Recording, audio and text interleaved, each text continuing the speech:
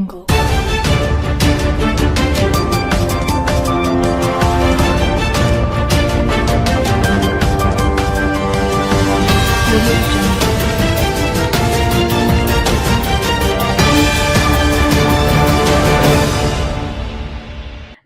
मैं हूं Shivangi. BMW news Bihar में आप सबका स्वागत है। जैसा कि बिहार की राजनीति पारंपरिक रूप से जातीय समीकरणों के इर्द गिर्द ही घूमती रही है। यहाँ चुनावी गणित जातियों के आधार पर ही तय होता रहा है और हर दल अपनी अपनी जातिगत पकड़ मजबूत करने में जुटा रहता है। लेकिन साल 2025 के विधानसभा चुनाव में ये पैटर्न बदलता हुआ नजर आ रहा है।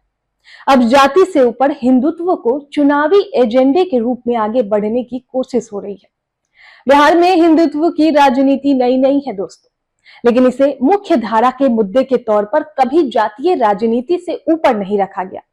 हालांकि अयोध्या में राम मंदिर निर्माण और हिंदू वोटों के ध्रुवीकरण की राष्ट्रीय राजनीति का असर अब बिहार में भी दिखने लगा है। भाजपा पहले से ही राम मंदिर, गौ रक्षा, लव जिहाद और समान नागरिक संहिता जैसे मुद्दों को जोर शोर से उठा रही है। वहीं जेडीयू अब भी अपनी धर्मनिरपेक्ष छवि और सामाजिक न्याय की राजनीति पर टिकी हुई है। लेकिन क्या ये रणनीति इस बार भी कारगर होगी? अब आप सोच रहे होंगे कि ये सवाल क्यों? तो दोस्तों, बिहार की राजनीति में एक बार फिर धर्म और संस्कृति को लेकर विवाद गहराता नजर आ रहा है। आरजेडी नेता तेजस्वी यादव ने तिलक और टोपी पहनने को लेकर बीजेपी और आरजेडी के बीच तीखी बहस छिड़ गई है। दरभंगा के अहिल्या मंदिर में तेजस्वी यादव ने पूजा अर्चना कर माथे पर तिलक लगाया, लेकिन कुछ ही घंटे बाद इफ्तार पार्टी में टोपी पहनते नजर आए, जहां उनका तिलक गायब था। इसे लेकर अब बीजेपी ने हिंदू धर्म के अपमान का आरोप लगाया। बीजेपी प्रवक्ता जीवेश मिश्रा ने कहा कि तेजस्वी धर्म का सम्मान नहीं करते। तिलक मिटाकर टोपी लगाना हिंदू भावनाओं को ठेस पहुंचाने जैसा है। ये दिखाना है कि वे धर्म को सिर्फ राजनीति के लिए इस्तेमाल कर रहे हैं। वहीं इधर आरजेडी नेता ऋषि मिश्रा ने पलटवार करते हुए कहा कि तेजस्वी यादव सभी धर्मों को साथ लेकर चलते हैं।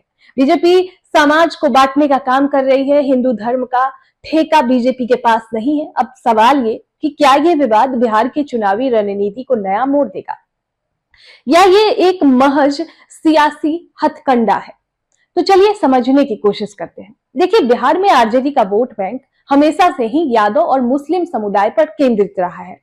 2020 के विधानसभा चुनाव में महागठबंधन को यादव समुदाय के 83% और मुस्लिम समुदाय से 76% वोट मिले थे। वही बात करें एनडीए की, तो एनडीए को इन समुदायों में सिर्फ 5% वोट ही मिल पाए थे। तेजस्वी यादव इसी वोट बैंक को मजबूत करने के लिए हमेशा जाति के मुद्दों पर सक्रिय भूमिका निभाते आए हैं। अब दोस्तों, बिहार की राजनीति में धर्म से जुड़े विवादों का सिलसिला नया नहीं है।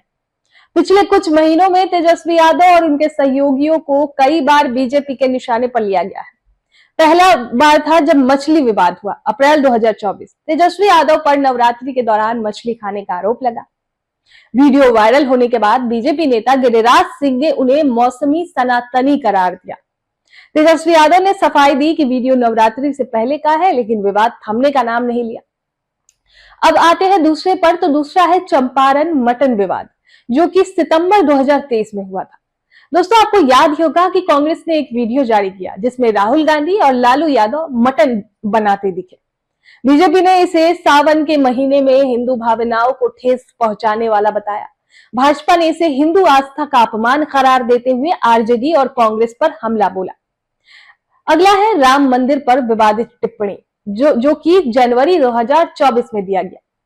राम मंदिर उद्घाटन से पहले तेजस्वी यादव ने कहा, घायल लोग अस्पताल जाएंगे या फिर मंदिर तो नहीं जाएंगे।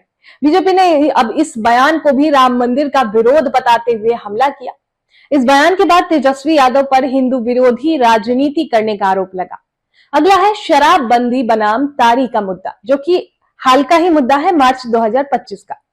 पशुपति पारस ने शराबबंदी कानून से तारी को अलग करने की मांग कर दी।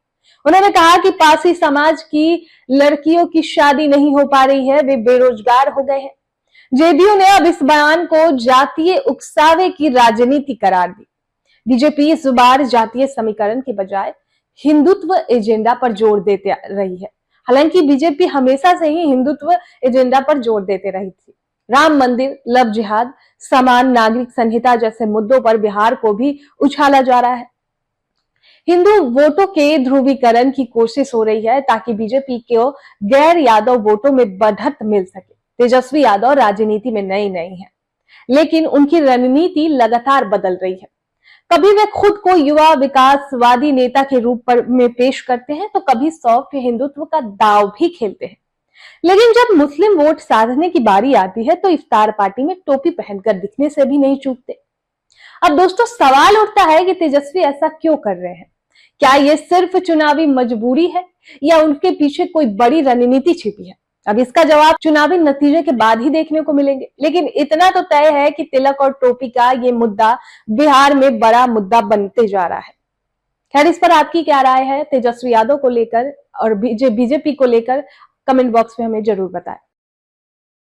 सूर्या हॉस्टल एक बार अपने बच्चे को जरूर भेजें। सीमांचल का सर्वश्रेष्ठ हॉस्टल, 4ठी कक्षा से 10वीं तक कोचिंग एवं ट्यूशन निःशुल्क, बेहतरीन और हर सुविधा से लबरेज। हमारा पता है दलन कटिहार। संपर्क करें 7903-464641 पर। हमारा वीडियो अगर आपको अच्छा लगा हो तो आप हमारे वीडियो को लाइक करें, शेयर करें और हमारे चैनल को सब्सक्राइब जरूर करें।